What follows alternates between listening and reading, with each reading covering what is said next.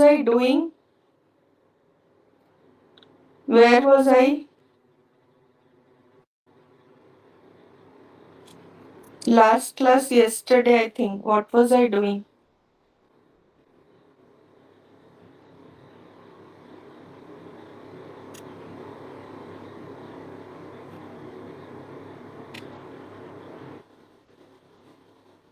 Don't tell me. Hello. What was I doing last class? I think Macbeth, na? Yes, ma'am. From where?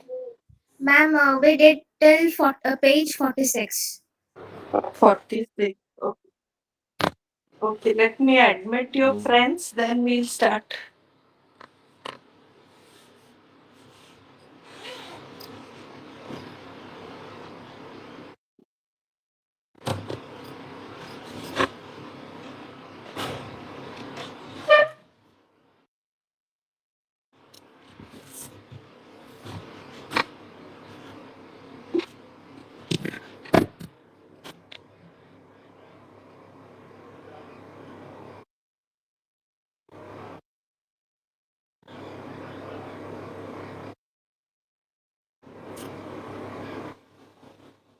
Give me 1 minute, children. Let me admit all your friends.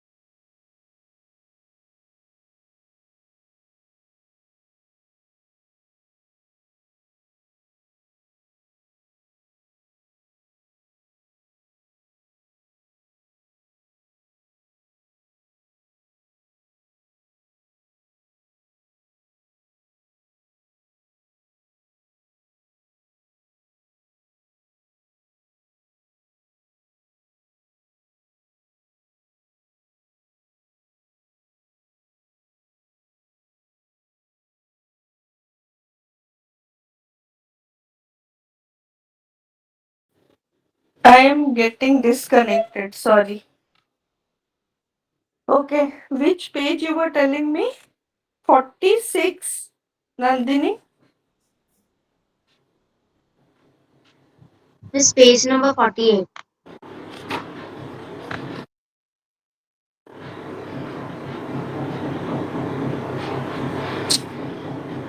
This page number. You have completed. Yes, Divyasha, I can't hear you louder. Miss 48, you have completed.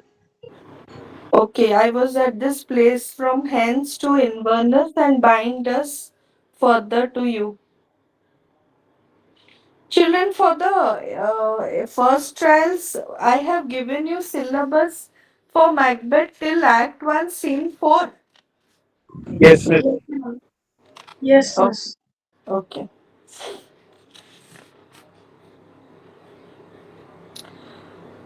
Now I start. From hence to Inverness and bind us further to you. So Duncan feels that how much money or jewels or houses or titles he gives Macbeth, it is not enough for what he has done to save the country. And so he says to you deserve more, and to give you the highest honor I will go to Inverness, your home, and I will stay there for a night because your the king staying for one night is commendable, out of the world, unthinkable. The rest is labor which is not used for you. I will be myself the harbinger and make joyful the hearing of my wife with your approach. So humbly take my leave. So it's time now I go, and I will use the time to be the messenger, and I will myself convey to my wife the happy news of your arrival at my castle. Now Duncan says, my worthy Corder. Now by this time you all know that he is already the Thane of Corder. Macbeth is already the Thane of Corder. Macbeth. The Prince of Cumberland. That is a step on which I must fall down, or else overleap, for in my way it lies. Now, Macbeth, the wicked. From here, children, you visualize Macbeth as the villain, no more the hero who has fought for his country. You take him as a villain who goes very much, what do you say?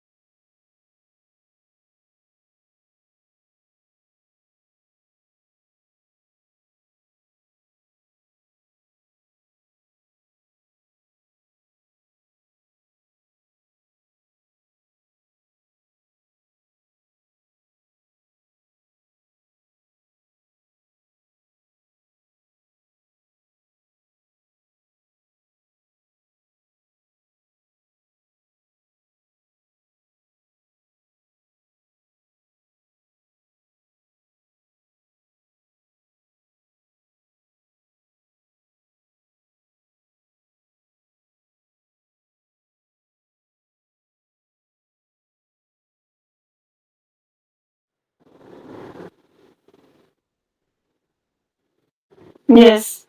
Then you have Macbeth, Macbeth's growing ambition, which is swelling in his brain, and he says, the Prince of Cumberland, well, this is a step I must leap over, or it will make me fall over as it lies in the way of my ambition.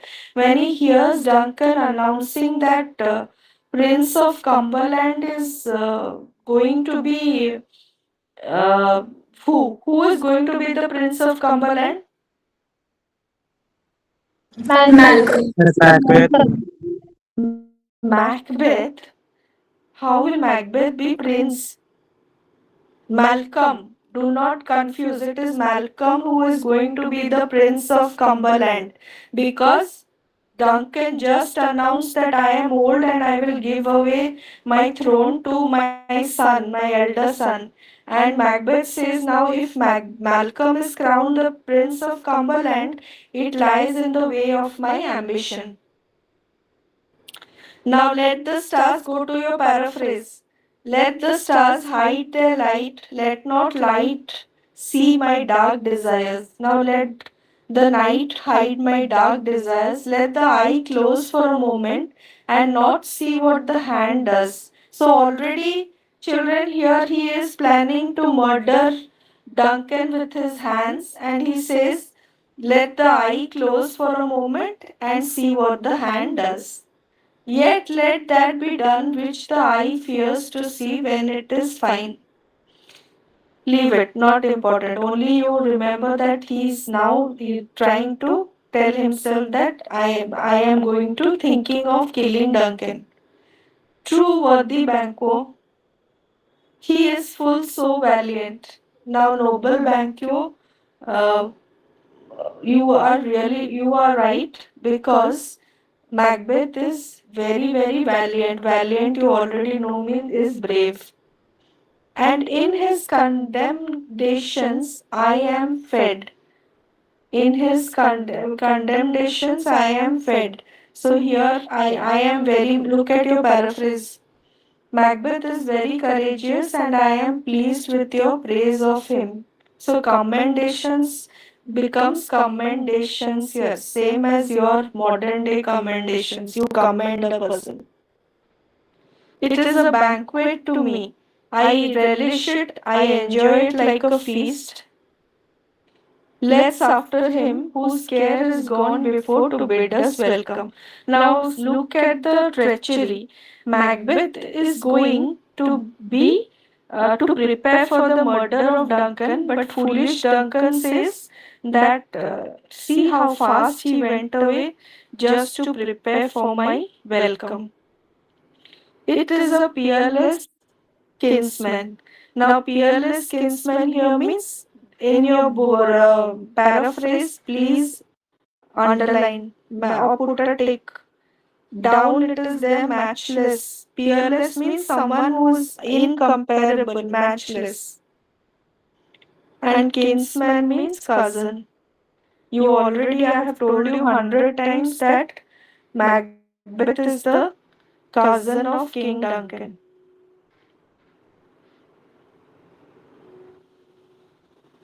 Okay.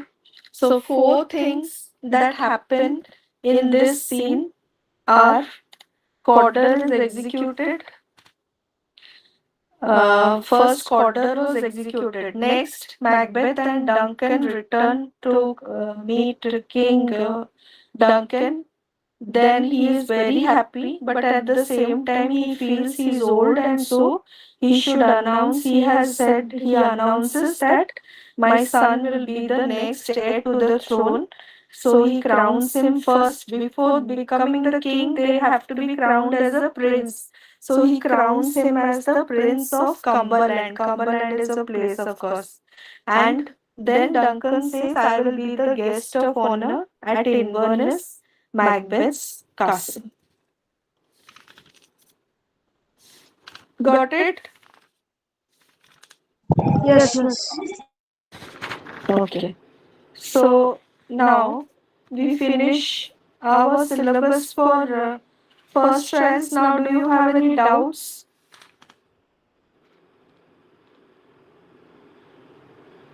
Do you have any doubts?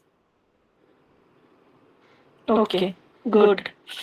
Because it is very clear, easy text was, and when you study Miss, also, yes. miss, at this point, does Macbeth's wife know about the witches? No, she doesn't know, because they have not, Macbeth has not returned and told her anything. After this, when in the turn to the next page, scene 5, after I finish prose again, I will, if we have time, I will continue with scene 5, because scene 5, see, enter Lady Macbeth reading a letter. Did you see? Yes, So miss. now, so Macbeth, before reaching her, has sent a letter through a messenger where he tells her that I met these witches who said that I will become the king. Before that, she has no idea, because no telephone, no mobile, no what's, no email. So the communicating things was very difficult. Thank you, miss. Okay.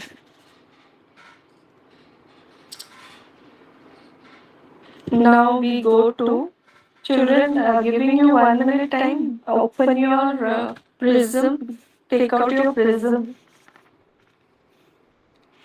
You remember Act 1, Scene 1, 2, 3, 4. Four scenes I have given you as the syllabus for the first trial, so I'm not proceeding further. Let it be till that. Once I complete the two stories, because till now we haven't touched Rhapsody. Once I open Rhapsody, then we'll finish it, then again we'll go back to scene 5. Once you have completed Rhapsody, we will do Prism. Oh, sorry, we'll do Prism, yes. Okay, so open your prisms.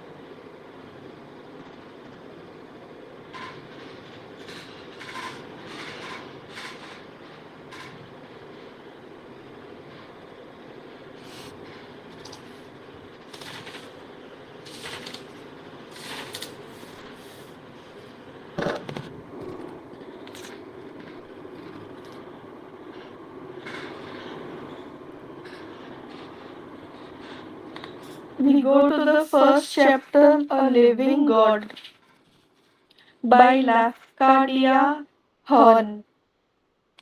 It is not Lafcadia since C is there. Don't pronounce it as Lafcadia, it is Lafcadia Hearn.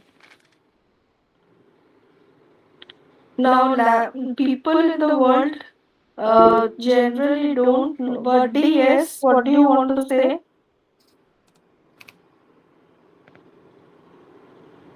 Vardhi, you have raised your hand.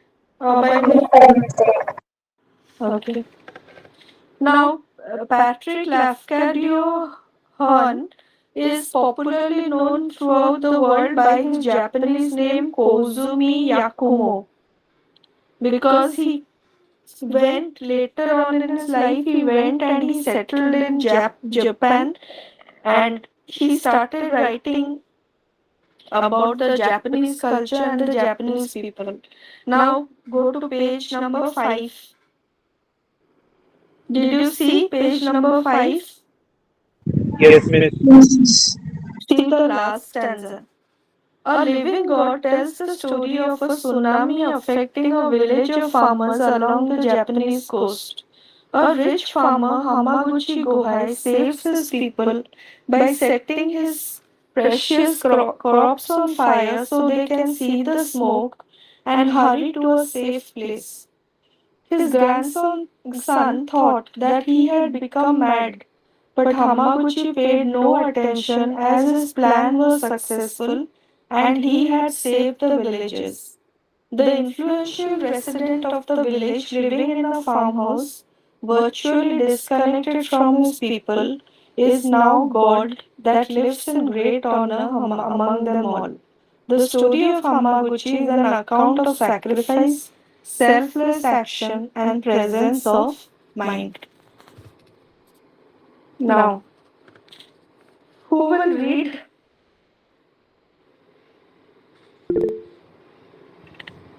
Who is this? Okay. Okay. Take turns. Ashi start, then after one page, Divya. Yes, miss. From immemorial time, the shores of Japan have been swept at irregular intervals of centuries by enormous tidal waves. Tidal waves caused by earthquakes or by submarine volcanic action.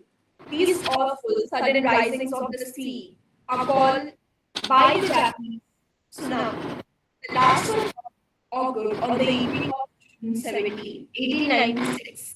when a wave nearly 200 miles long struck the northeastern provinces of Miyagi, Mate, and Mori, wrecking scores of towns and villages, ruining whole districts, and destroying nearly 30,000 human lives.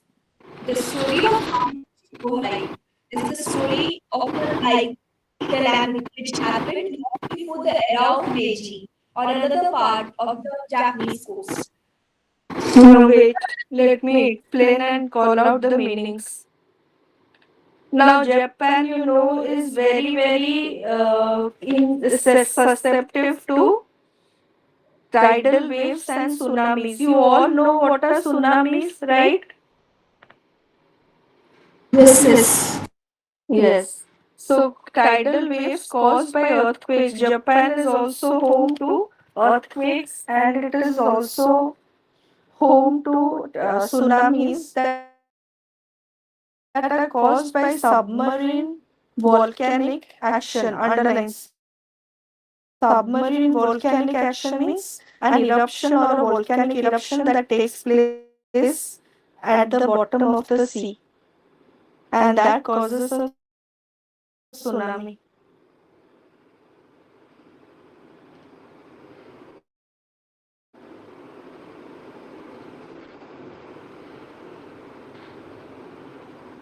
These awful sudden risings of the sea are called by the Japanese tsunami. So, tsunami is actually a Japanese word. The ones in italics are all Japanese words, children. Now, the last one that had occurred was in 17th June 1896. This story is very old. That's why the date goes back to 1896. Now, eastern provinces of Miyagi, Iwate, and Amori were havoc. You don't need all this. Chodo. Mane not important. Now, Hamaguchi's Gohai, the story of Hamaguchi Gohai. Hamaguchi Gohai is the main protagonist of the story.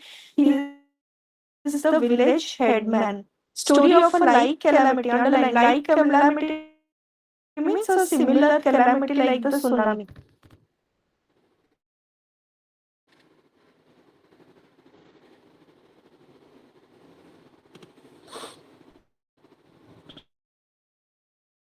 Before the era of Meiji. Underline Meiji.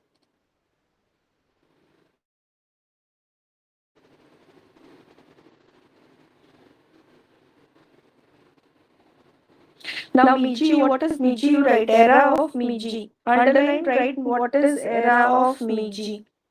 A period in Japanese history from 1868 to 1972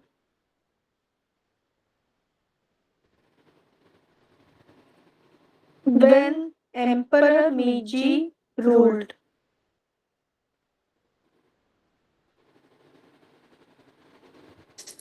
Miss, can you repeat the time period again? 1868 to 1972.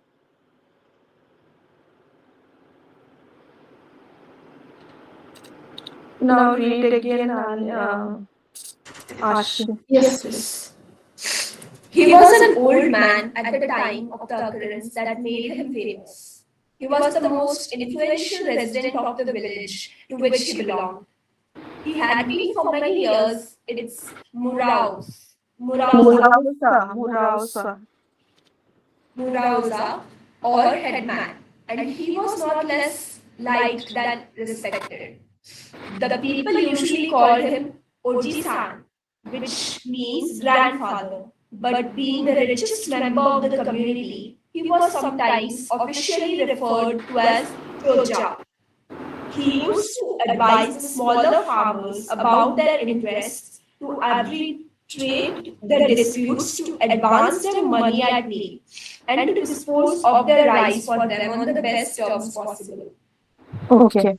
So note down things about Hamaguchi Gohai. First, he was an old man, and at that time he was not as famous as what he is when the story ends. He was the most underline, go on underlining, the most influential resident of the village, and for many years he had been its Murausa. Here, Murausa means the village headman. Again, the Murausa is the Japanese word for headman.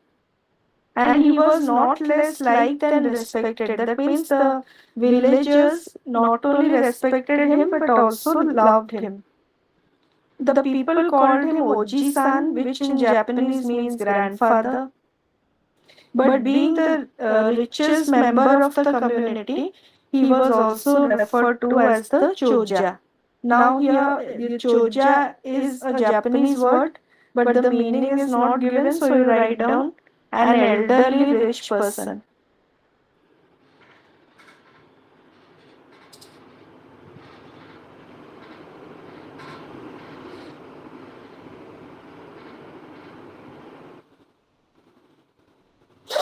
He used to advise the small farmers about their interests. Write down, besides being what was his role as the Choja, as the village headman or Murausa.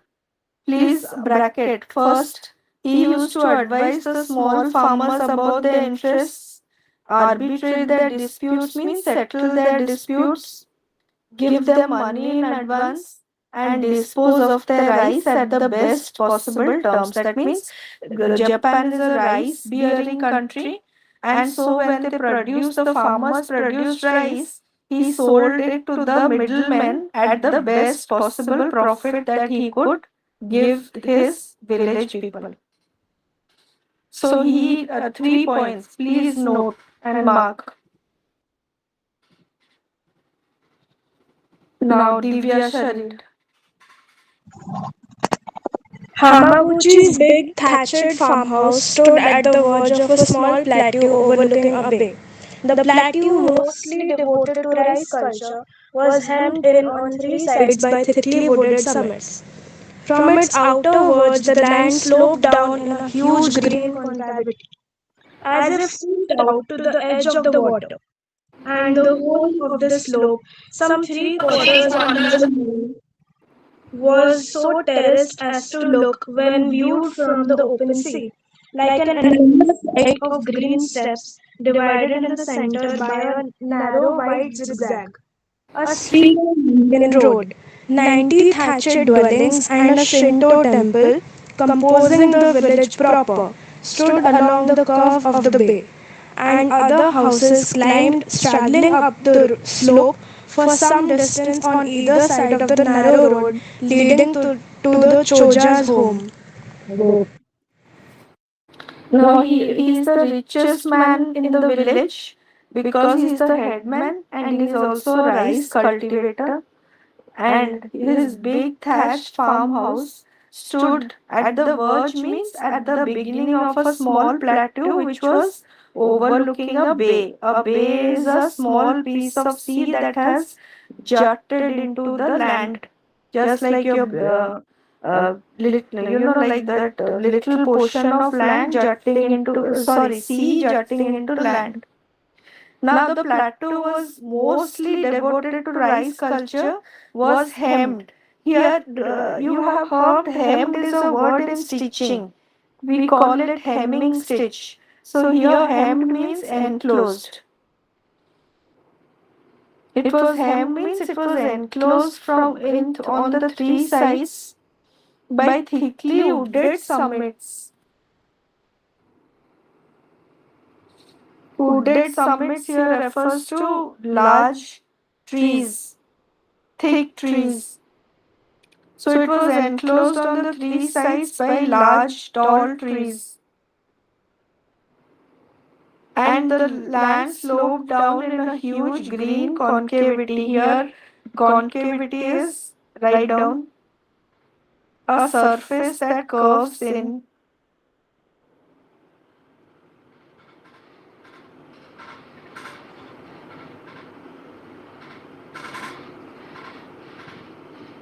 As it scooped out to the edge of the water, and the whole of this slope was so terraced as to look when viewed from the open sea an enormous flight of green steps. Probably we cannot fully visualize what this means because we've never been to Japan. As of now, you understand that there's a plateau, that means a small mountain from which, if you look down, there's the sea, and on that plateau was Hamaguchi's house, and that it was surrounded, hemmed on three sides by thick forests. And then the plateau had steps like we have tea plantations in India. Similarly, they had rice plantations because these countries in Vietnam also I have seen how they had their slopes and rice growing in slopes, so that water there's like no stagnant water. Similarly, like that, here also rice cultivation. Then in the total village there were 90 thatched house dwellings. So there total 91, because 90 thatched houses of the villagers, one big house belongs to the owner, I mean the Murausa, and a Shinto temple. Shinto temple, children, is a Japanese temple.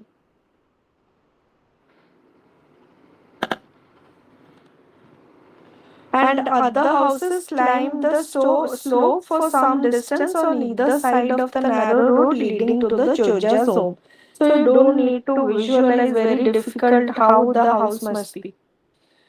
Then Divyasha continue. One autumn evening, One autumn evening, Hamaguchi Goe was looking down from the balcony of his house at some preparations for a merrymaking in the village below.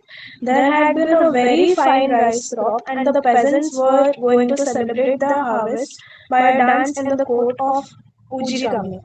The old man could see the festival banners Nobori fluttering above the roofs of the solitary street.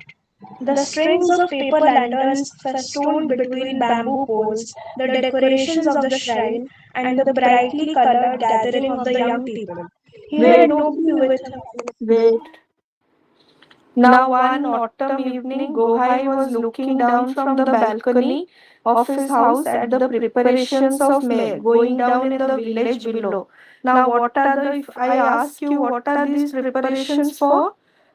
The villagers were preparing for a merrymaking. Now, for why they are celebrating or making merry? Harvest of a very fine rice crop. There has been a very fine harvest of rice crop, and since they are farmers, so they are celebrating the fine harvest of rice crop, which is written there. Please underline. They had been a fine rice crop. Okay, and the peasants are going to celebrate by a dance in the court of the Ujigami. Underline Ujigami. Ujigami, write down, is the guardian spirit of a particular place in the Shinto religion of Japan.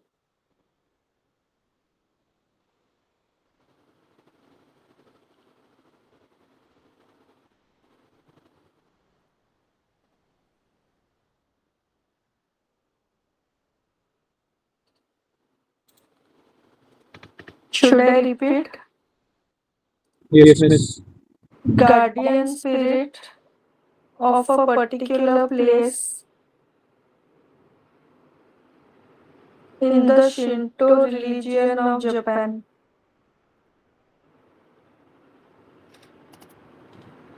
Miss Center religion. Shinto. Just now I said Shinto temple. So Shinto religion of Japan. Shinto is a religion and Shinto god lives in the Shinto temple.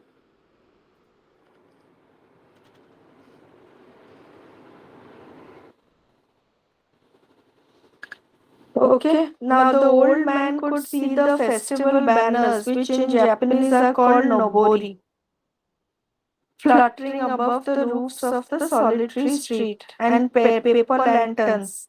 Japanese are famous for paper lanterns, festooned between bamboo poles. Festoon means they have been decorated. They have been weaved between bamboo poles. Decorations of the shrine. Here, shrine refers to the Shinto god, and the brightly colored gathering of the young people. So, young ones are brightly dressed because there is going to be a celebration for the good harvest. Now, Hamaguchi is alone. There is nobody with him that evening but his little grandson, a lad of 10. The rest of the household having gone early to the village. So,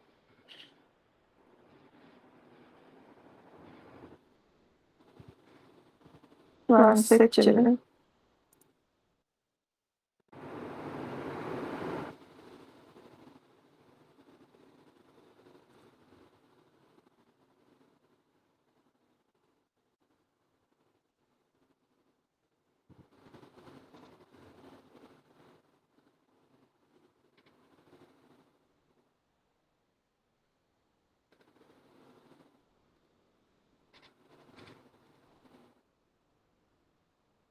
Okay.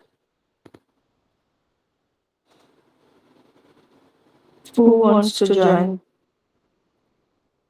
No one. Sharmishta is coming, going, coming, going. I think she has a bad network.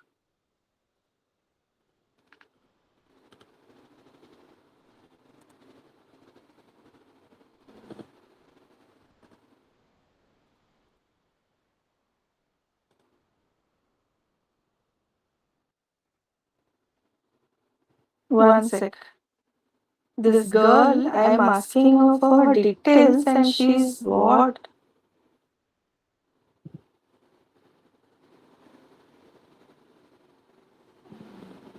Okay, anyway. So, this Hamaguchi Gohai was all alone at home because his grandson, his 10-year-old grandson, and rest of the family had gone down to the village. Why? Because they also wanted to enjoy with the. No, sorry. Everyone had gone except the little grandson. He would have accompanied them had he not been feeling less strong than usual. So he's not feeling well, and so uh, he has stayed back along with his little grandson. Now read Divyasha. The day had been oppressive, and in spite of a rising breeze, there was still in the air that sort of heavy heat which, according to the experience of the Japanese peasant at certain seasons, precedes an earthquake. And presently an earthquake came. It was not strong enough to frighten everybody, but Hamaguchi, who had felt hundreds of shocks in his time, thought it was queer. A long, slow, spongy motion. Probably was but the after tremor of some immense seismic action very far away. The house crackled and rocked gently several times, then all became still again. Okay. So the day had been oppressive. Here, oppressive means probably it was a hot day, causing lot of discomfort.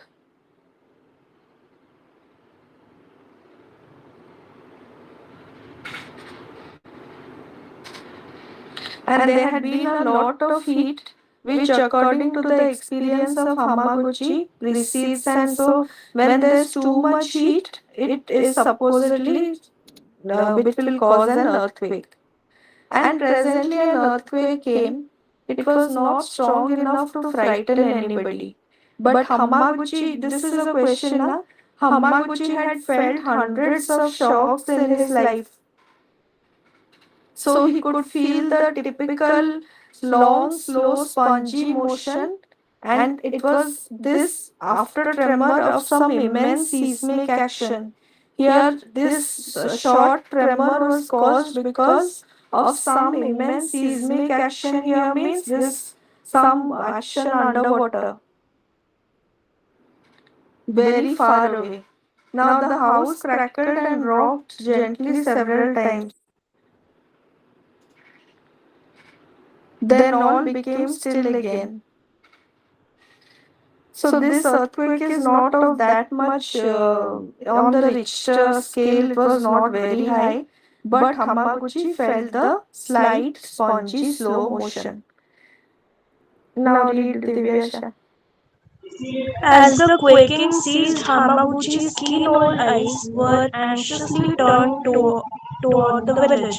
It often happens that the attention of a person gazing fixedly as a particular scene or object is suddenly diverted by the sense of something not knowingly seen at all, by a mere vague feeling of the unfamiliar in that dim outer circle of unconscious perception which lies beyond the field of clear vision. Thus, it chanced that Hamaguchi became aware of something unusual in the offing. He rose to his feet and looked at the sea. It had darkened quite suddenly, and it was acting strangely. It seemed to be moving against the wind. It was running away from the land. Okay, now Hamaguchi notices something very unusual, and by going by his experience, going by his gray hairs, he became aware of something unusual in the offing. He is now alert. He rose to his feet and looked at the sea. And when he looked at the sea, he sees that it had darkened quite suddenly and it was acting very strangely. It seemed to be moving against the wind. Okay, the waves are supposed to come like this, but it is moving reverse here against the wind. It was running away from the land. So the sea always comes, the waves come towards the land. Here Hamaguchi notices something very unusual because the sea is running away from the land. Read. Within a very little time, the whole village had noticed the phenomenon. Apparently, no one had felt the previous motion of the ground, but all were evidently astounded by the movement of the water. They were running to the beach and even beyond the beach to watch it. No such ebb had been witnessed on that coast within the memory of living man. Now Things wait. Now the people are unaware of the danger. So what they are doing? When the sea recedes at least half a kilometer or 1 kilometer away and exposes the beach inside that was currently inside, the people are amazed and they run to the beach and beyond, even beyond the beach means, if you can imagine the children, if supposing imagine in your, all of you imagine Puri beach where you stand on the sand and look at the sea. Now, if the sea goes 1 kilometer behind where it comes to, back, not front, then and exposing the beach becomes more longer.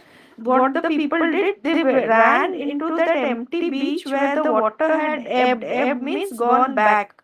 And there they stood watching this strange phenomenon because water never goes back, it always comes front.